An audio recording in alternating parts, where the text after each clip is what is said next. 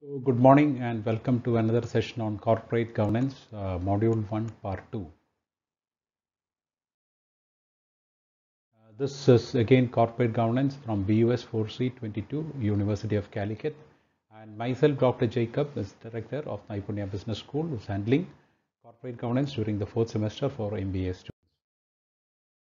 Today in the syllabus, Module 1, Part 2, we will be looking at corporate governance in various countries such as Canada, US, UK, Italy, France, Germany, Japan, China, and India.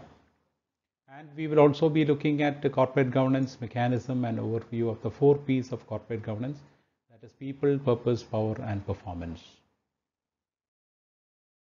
So what is corporate governance in Canada? Corporate governance practice in Canada are shaped by legal rules, provincial corporate statutes, securities laws and rules, stock exchange requirements, and the common law, as well as the best practices promoted by a range of stakeholders and professional director associations, such as the Institute of Corporate Directors, ICD.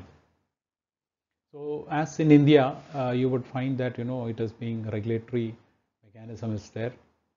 Similarly, stock exchange, similarly, security laws, which like India, we follow SEBI and all those things are there. And by different institutes also, like India, we have Association of Chartered Accountants. Similarly, there it is Institute of Corporate Directors. Then ACS, we have Association of Company Secretaries. They also have these type of associations also. In China, in Canada, boards must be prepared to proactively address board diversity. That means, the type of people inside a board, qualified people, women, those come under actually board diversity, especially people who have knowledge in finance or accounts. All those comes under diversity. And changes in direct election as well as developments in shareholder engagement. It is also important for boards to be cognizant of the regulatory framework and the structure of corporate governance that exist in Canada. They should know about the regulatory framework also. In corporate governance in US, it happened after the lot of scams which has happened with Enron, Tyco, and WorldCom, led to actually creation of the Sarbanes-Oxley Act in July 2002, and regulations by the US Securities and Exchange Commission, SEC, similar to what we have SEBI in our country, as well as stock market self-regulatory bodies also. In the United States, corporate governance guidelines, codes of conduct, and whistleblower procedures are very corporate governance in UK. In UK, there has been a spate of scams which has happened, and we also have studied about the Cadbury Committee as well as the Greenberry Committee, and based on that, the Financial Reporting Council has come out with certain things. One is like leadership. So it talks about every company should have an effective board. Board committee should have the appropriate balance of skills, experience, independence, and knowledge. They talk about diversity as well as knowledge. Accountability, there should be fair, balanced, and understandable. Remuneration for executive director should be designed, and again, it should be for the success of the company. At the same time, it should be transparent. It should be known to the shareholders also. Relation to shareholders there should be always a dialogue, mutual understanding, dialogue, and even for voting also has been recommended by the Greenberry Committee. Corporate governance in Italy, role of board of directors. Listed company are governed by a board of directors. Remuneration is decided by the remuneration committee. Then there is an internal control system which takes care of the laws and regulations.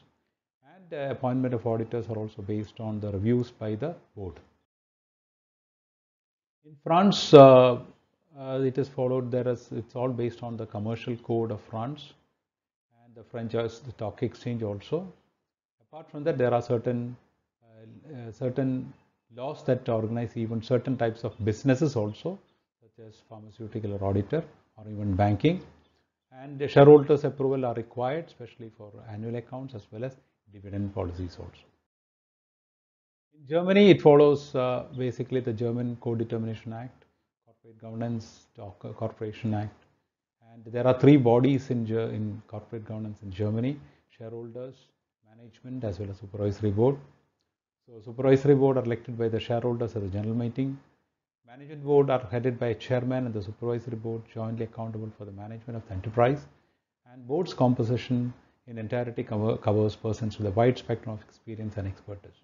When we study actually SEBI or the Indian model of corporate governance, you find a lot of traces from the corporate governance from Germany also.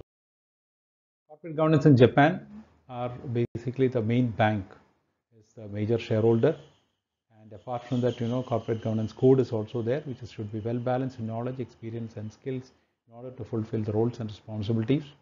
Board of directors is conditional because they can be removed by the bank at any point of time, and government influence is always through the policies as well as regulations. Corporate governance in China was actually a latecomer to this corporate governance because once it moved from planned economy to a market economy, there were a lot of changes also. And the company law has a governance structure and mechanisms to protect lawful shareholders' rights and public interest. The board of directors is operational. They take care of the entire meetings or even the planning, strategic decisions. And management is responsible for the boards of directors and is in charge of operations and management of the company. Now we will look at what has happened, what is the corporate governance in India. This in corporate governance of India gained popularity, especially in 1990s when the Indian Industry, Confederation of Indian Industry, CII, adopted voluntary measures to come out with certain codes. However, we were based, since we had the British legitimacy, we were following the Anglo-Saxon model. But later in 1992, when the Harshad Mehta scam happened, the SEBI took over the responsibility and corporate rules and regulations was in place. There were two committees also, the Kumaramangalam committee as well as the Narayana Murthy committee, and then other committees like Irani committee and all those things were there. They're all formalized actually the best practices of corporate governance in India. However, with all these things also, corporate governance became a critical issue when Satyam Computer created actually a fraudulent transaction, and there was the requirement for a lot of rules and regulations to be there, because a company like Satyam had already won corporate governance awards also, and then one day the stock market and the investors found that they were actually doing fraudulent transactions. So there was a lot of changes which happened, especially the Narayana Murthy committee brought in a lot of changes and it became more and more accountable and transparent. So now corporate governance acts as a bridge between shareholders and stakeholders in India. And it is in India, it ensures actually, CG in India ensures protecting the rights of shareholders, ensuring equitable treatment of all shareholders, recognizing the right of stakeholders, ensuring the timely and accurate disclosure regarding corporation, including financial situation, performance, ownership, and governance of the company. Now we will look at what are the 4 P's of corporate governance. The 4 P's of corporate governance is described by Parthasarathy in his book, Corporate Governance Principles and Mechanisms and Practices. The 4 P's of governance are people. People are the heart of any corporate, whether they come as an employee or an investor or in any form, they are basically the heart of any corporate. They may be stakeholders, investors, customers, employees, lenders, suppliers, government, and society at large. Equity and ethics are important as far as any corporate governance are concerned. And equity means actually fair and equitable treatment of all, whether it is a minority shareholder or a majority shareholder or a promoter or maybe an investor, it is all the same. And equitable distribution of wealth also should happen out of corporate governance. When it comes to purpose, organization should have actually the vision, mission, and a strategy, and this should be actually shared across the organization, and every person, including the shareholder, the promoter, the bureaucracy, the employees, the CEO, everyone is bound to follow that. And the management of a company should be clear in the purpose of the company, and the purpose should be communicated across to everyone, all the stakeholders, including employees or shareholders or investors or promoters or banks or whomsoever is associated with the company. And the established purpose should be measurable and actionable, as well as it should be able to alter the conditions of change based on the environmental situation. Process, there should be very clear process also, established, integrated, documented, automated, and maintained. And you should also look at what are the different ways in which organization can be management, whether it is a human resource or supply chain or outsourced or marketing, risk, crisis, all those management also has to be looked into, and internal controls have to be there. Organization has to comply with various regulations by both state, central government, as well as bodies also, independent autonomous bodies like SEBI or law enforcement also. Whistleblowing should be there whenever things are violated. Definitely, the stakeholders should always have the opportunity to blow the whistle and tell that there are certain bad things happening in the organization. And performance is another one that we talk about. Performance should be measured, analyzed, communicated in order to achieve growth. Performance level should be planned, should be set, and what is acceptable and what is not acceptable should be identified. Performance should be measured. Regular measurement should be there to find out what are the shortcomings, and performance measurement can be fixed on monetary transactions in a company, because ultimately revenue is the main consideration as far as the corporate governance is concerned.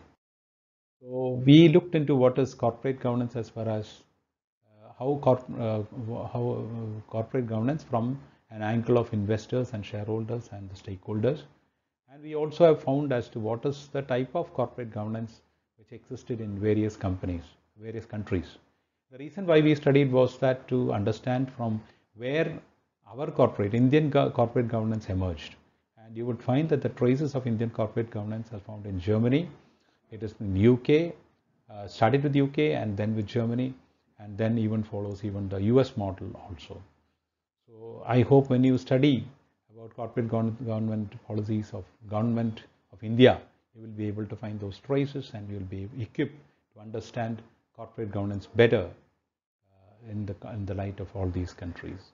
So thank you very much for being with me and listening to the part 2 of module 1, and I hope you are clear about this. If you have got any clarifications, you're free to contact me at Naipunya Business School, or you can write to me at hod@mbanimit.ac.in. So thank you very much for being with us.